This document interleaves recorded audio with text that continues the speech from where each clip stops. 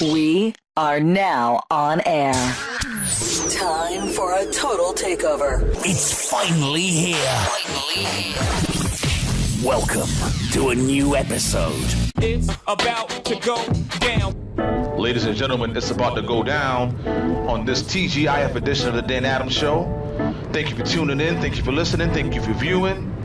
First and foremost, giving honor to God and to my Lord and Savior Jesus Christ for allowing me to see another day. Their divine grace has allowed me to come to you once again, live and direct. And let's go ahead and get right into it. Got a lot to get into. But I want to start off today's show with a topic that's usually frequented on my broadcasts and podcasts, broadcasts, Facebook Lives, Periscopes, Instagrams, and whatever else that you could think of that you've seen me or heard me on. And I want to talk about the state. I want to talk about the current situation going on within the black community. And later I'm going to put up a particular video. I gotta make sure I do it. But you'll see it posted on my social media accounts later on today. But I want to talk about this whole notion within the black community of you have to be down for the cause in regards to keeping it real and not going outside the black race in regards to finding your mate. And Wendy Williams, who I enjoy watching, she cracks me up. Sometimes she goes off on some race tangents that get me a little riled up, but this time she nails it.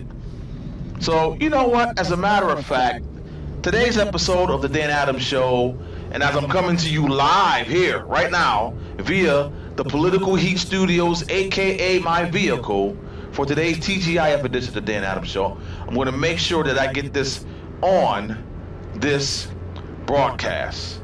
This is Wendy Williams talking about Jesse Williams, you know, the half black guy that made that speech at the BET Awards talking about how black men need to make sure that they raise up black women.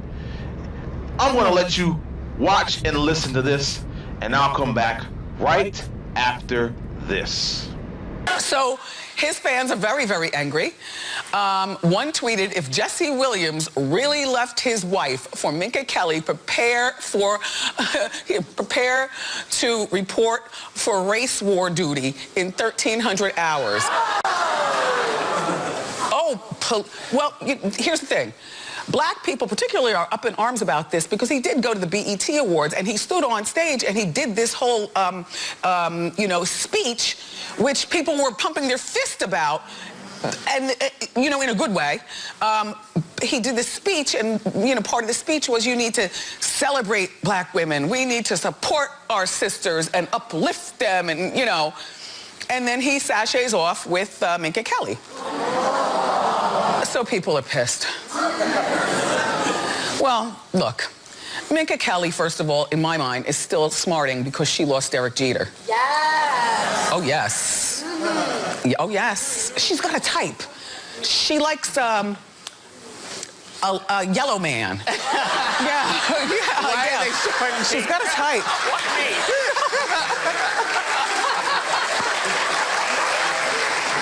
Anyway.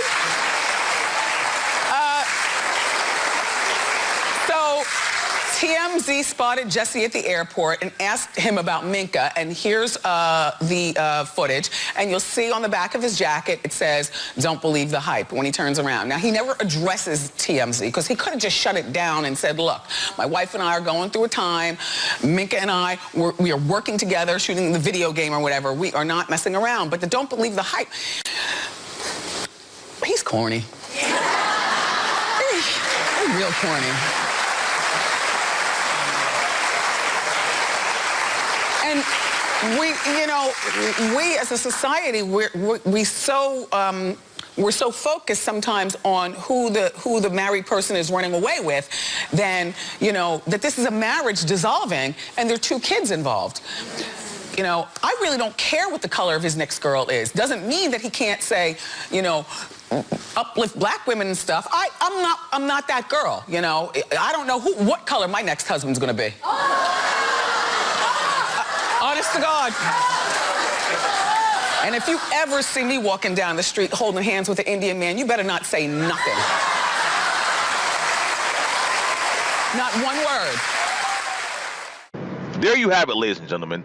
That is where I stand. I completely agree with Wendy Williams on this one. It doesn't matter about this when it comes to love, ladies and gentlemen. I am the perfect example. A black man in America. Grew up in a black family. But guess what? Guess who I married? A white Caucasian woman. And it's not because I'm supposedly going against my black upbringing and my black roots. It is not because for some reason that goes beyond just reasoning whatsoever that I've somehow what's the word I'm looking for? Jeez, it's escaping me right now. I haven't had my coffee yet. And you know how when I don't have my coffee, words do not assemble in the brain like I want. But me marrying a white woman in some circles of the black community, ladies and gentlemen, I have somehow done the black community wrong. I have done black women in particular wrong. And I'm thinking to myself, really? And the way in the state of some sections, some, ladies and gentlemen, let me emphasize the word some sections, some factions, a certain segment of the black population feels this way. That I have somehow demeaned, that I have somehow gone against, that I have somehow, and the word is right there, ladies and gentlemen, it is on the tip of my tongue and it will not come out. But, as I am stating, within some circles of the black community, I have somehow did them wrong in regards to marrying a white woman. Well, as I've stated in the past, I could give a damn about what anyone feels, whether it's in the black community, the white community, Asian community, Spanish community. I don't care who you are. You don't dictate to me how I live my life. You don't dictate to me who I fall in love with. You don't dictate to me who I hang out with, what my political ideology is, what my faith is. You don't have that right. And even if somehow you did, which goes against everything that I am and everything that my faith teaches, then I would be a person, I would be a Democrat wanting to break the law in order to achieve my set goal in regards to being who I want to be and not worrying, not being concerned, and not giving a damn about what anybody else thinks. And for those that know me personally, and for those who are getting to know me on social media, you know that's how I am. You know that's how I roll. You know that is me. And I just felt like I wanted to just talk about that for just a minute and just reiterate where I stand on that. So don't get it twisted, ladies and gentlemen. The black community in America and worldwide, this is my public service announcement to you. Just because I am black does not mean you dictate to me how I live my life. Point blank, end of discussion, stamp it. Now, let's go ahead and move on to the next topic at hand. And that talks. Wow. Like I said, ladies and gentlemen, haven't had my coffee yet.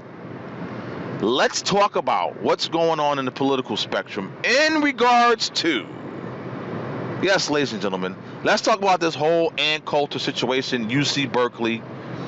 And I talked about it the other day for a hot minute, but I really want to delve into it right now while I have the time. And number one, I am not the biggest Ann Coulter fan to begin with.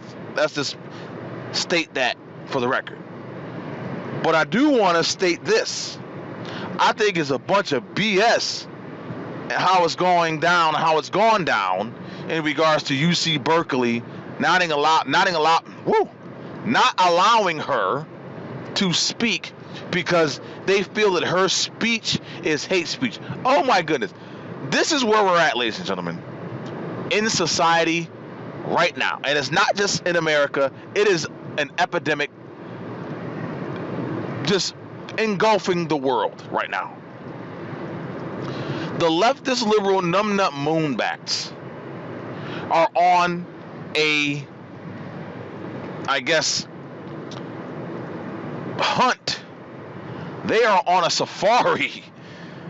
They are in the midst of a war trying to silence anyone on the conservative side. Anyone who they feel or they deem as hate speech exhibitors,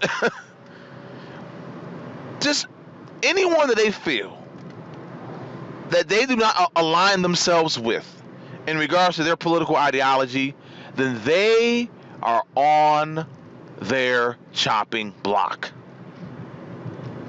And I'm thinking to myself, here it is, ladies and gentlemen. Here it is. April 28th, okay? 2017 or 2017, whatever way you want to say it. We are living in a society, especially here in America, where free speech is being challenged. It is not only being challenged, it is being dethroned. It is being defeated. It is being, for a lack of words, ladies and gentlemen, it is being put on blast in regards to the left's assault on us on the right, us conservatives.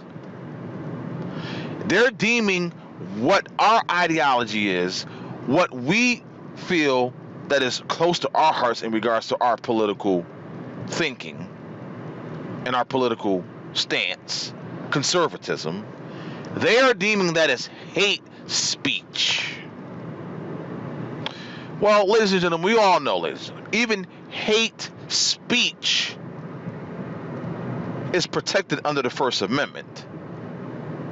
So why is it that we are allowing these liberal, leftist, numbnut moonbats to win in regards to stopping conservative individuals to speak at, I'm putting air quotes up for those who can't see it on YouTube,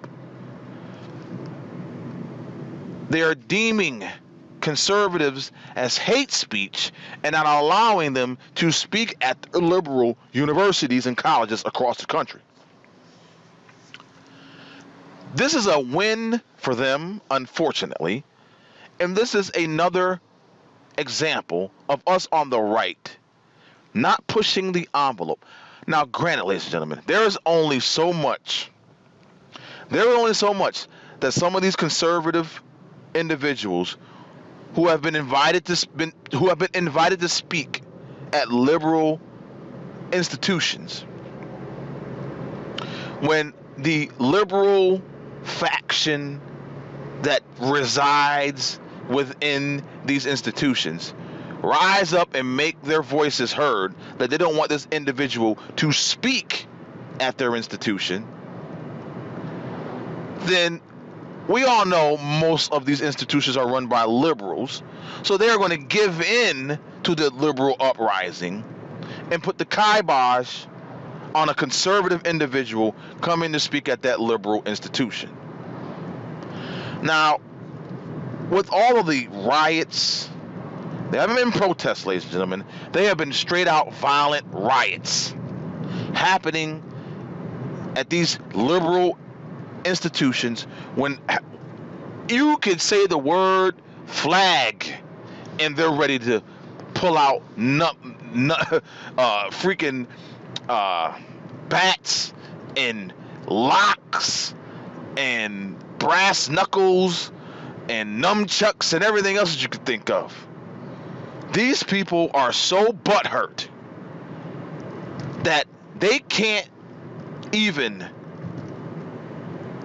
assemble themselves as a human being and realize that someone else opposite of them, someone may have an opposite political ideology from them, let me state that correctly,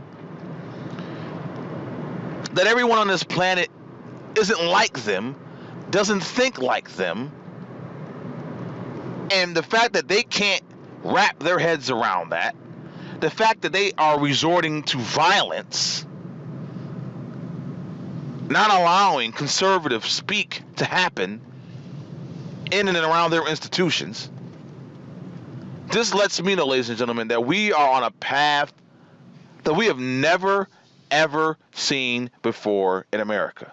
And it's frightening, ladies and gentlemen. It is actually frightening to see what is unfolding in America in regards to leftist, liberal, numbnut, moonbat individuals coming together as a whole, trying to silence me and trying to silence everyone that has a conservative mindset, even a libertarian mindset.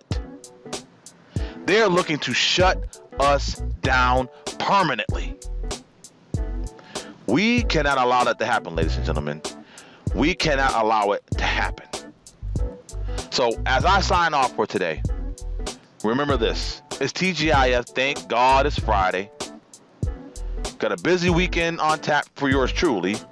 And Monday, I'll be getting on a plane, heading out to the west side, San Francisco to be exact. So until next time, maybe you'll see me tonight. Maybe you'll see me sometime this weekend. Facebook Live and Periscope and Instagram and doing whatever that needs to be done to make sure that the word gets out. May God continue to bless you and your families. May He keep you and your families safe. Until next time, God bless you and yours. Peace.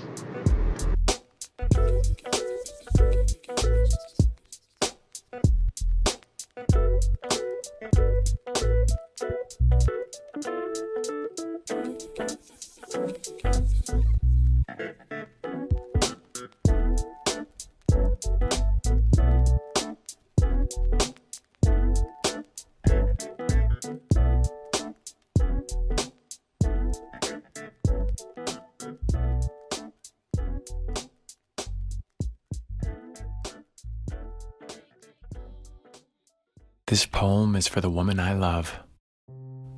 I knew not what love was till you awoke within my heart. We are now together forever, never shall we part. I will track where you are, I'll decide whom you see. Remember, sweetheart, you belong only to me. So do what I say and don't do anything dumb, or I may have to hit you until you are numb. If you tell another soul, well, that will just make me mad. 'Cause I tolerate you, and for that you should be glad. There's one more feeling I must express to you, honey. Don't ever, ever let me catch you touching my money. Some relationships are not as they appear. That's because domestic abuse is often hidden. Join the Women's Center and Shelter in the effort to end abuse early on and help us provide emergency sanctuary to those who most need your protection. To donate, visit the Women's Center and Shelter at wcscanhelp.org. Hey, can I get some help here? Yes, you. I'm talking to all of you. I need your help because I, just like many of you, am one of the millions of Americans who is all too familiar with cancer. I lost both my grandfathers and my uncle to cancer. My grandmother battled cancer 3 times in her lifetime, and my amazing mom, well, she's a 2-time cancer survivor. But there is certainly reason for hope.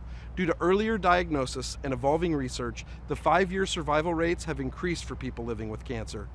One exciting area of cancer research today is the field of immuno-oncology, science that aims to work with the body's own immune system to help fight cancer.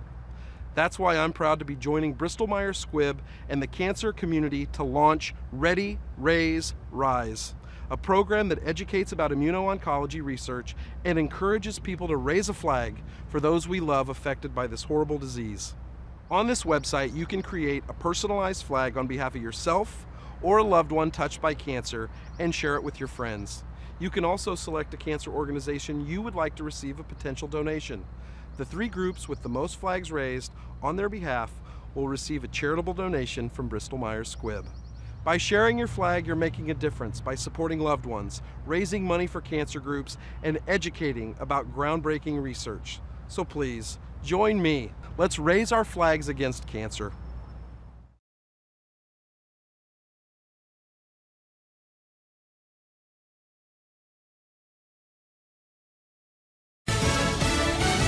Fox News Radio. I'm Dave Anthony. He thought the job would be easier. That's what President Trump tells Reuters. And on day 99, he likes the hard work, he admits. Well, I loved my previous life. And he misses it. The president lamenting he can't go out to eat or drive. You're really into your own little cocoon because you have such massive protection that you really can't go anywhere. And the economy slowed down in the first quarter of the Trump presidency. GDP growth in quarter number 1, January through March, was just 0.7%, the weakest performance in 3 years. North Korea remains a big focus. Fox's John Decker live at the White House. Although he said he hopes that diplomacy will prevail, President Trump is warning military action may be necessary as a result from the ongoing standoff with North Korea over its nuclear and missile programs. There's a chance that we could end up having a major conflict with North Korea.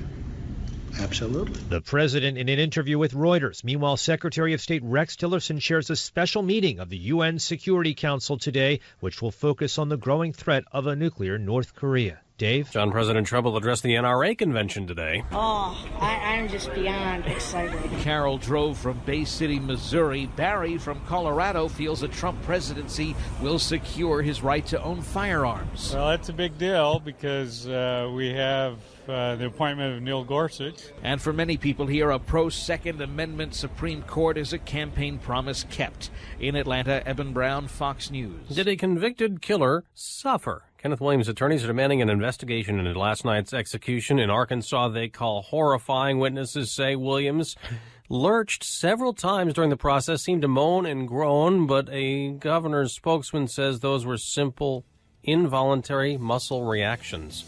Fox News Radio. Fair and balanced. 3 weeks after a terrorist drove a truck into a crowd of pedestrians in Stockholm, Sweden, a 5th person has died. A woman in her 60s was badly injured that day. The truck driver has pleaded guilty to terrorism. A terror bust in Britain. Police raid a townhouse in London that they say was under surveillance. There and elsewhere, 6 suspects arrested, 1 female suspect shot. Officers say there were 2 unrelated plots. Due to these arrests that have been made yesterday, in both cases, I believe we have contained the threats that they posed. London Deputy Assistant Police Chief Neil Basu. Britain is on edge after a man rammed a car into pedestrians near the Parliament building. That attack last month left 5 victims dead. And on Thursday, a man arrested also near the Parliament, armed with knives. Alistair Wanglin, Fox News. Pope Francis has arrived in Egypt to help diffuse Muslim-Christian tensions. The Pope has been invited to speak at Al-Azhar University today, known as the Vatican of Sunni Muslims. This invitation is a diplomatic breakthrough. Leading imams broke off relations with the Vatican in 2011, angered by Pope Benedict's comments about violence toward the Coptic Christian minority. Francis will also meet with Egyptian President El-Sisi, who came to power in a controversial 2013 coup, vowing to stop radical Islamization. He will also pray together with the head of the Coptic Christians, just weeks after 2 churches were bombed, leaving 45 dead. Tomorrow, before departing for Rome, the Pope will celebrate Mass at a military airport in Cairo for 20,000. At the Vatican, Courtney Walsh, Fox News. Facing a deadline to pass some sort of funding to keep the government open past midnight, Congress is getting ready to work and pass a 1-week stopgap measure, and that will give them more time to work on a funding bill through September. On Wall Street, stock futures are rising despite that report showing a slower economy in the first quarter. I'm Dave Anthony, Fox News Radio. On Wall Street, stock futures are rising despite that report showing a slower economy in the first quarter. I'm Dave Anthony, Fox News Radio.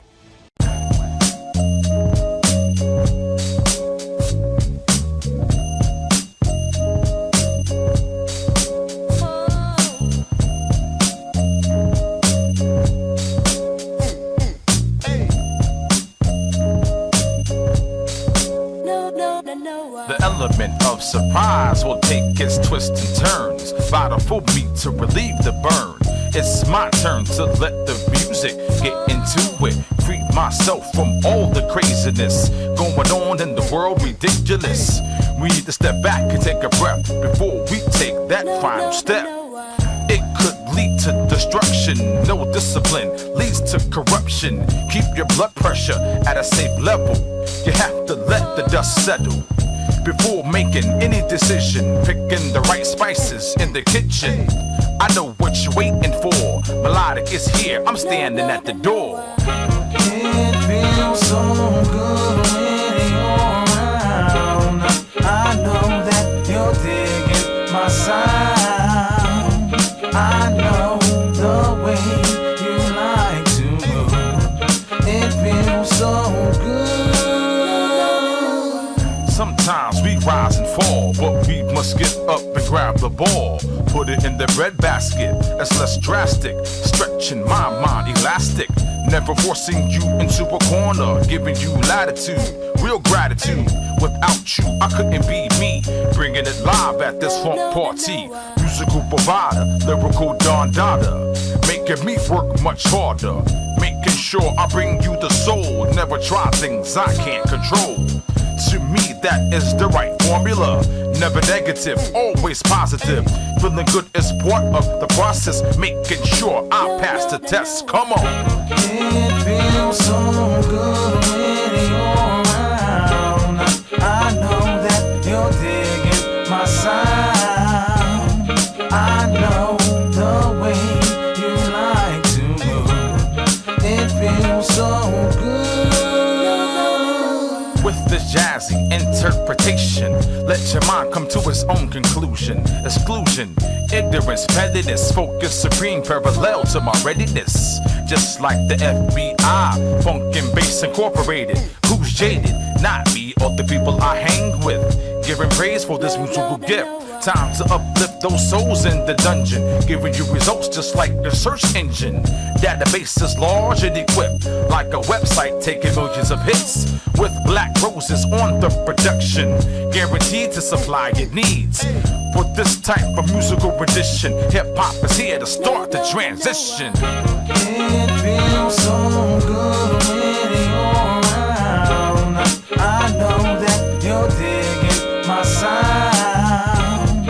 I know the way you like to move. It feels so good.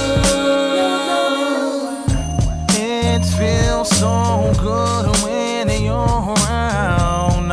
I know that you're digging my sound. I know the way you like to move. It feels so good.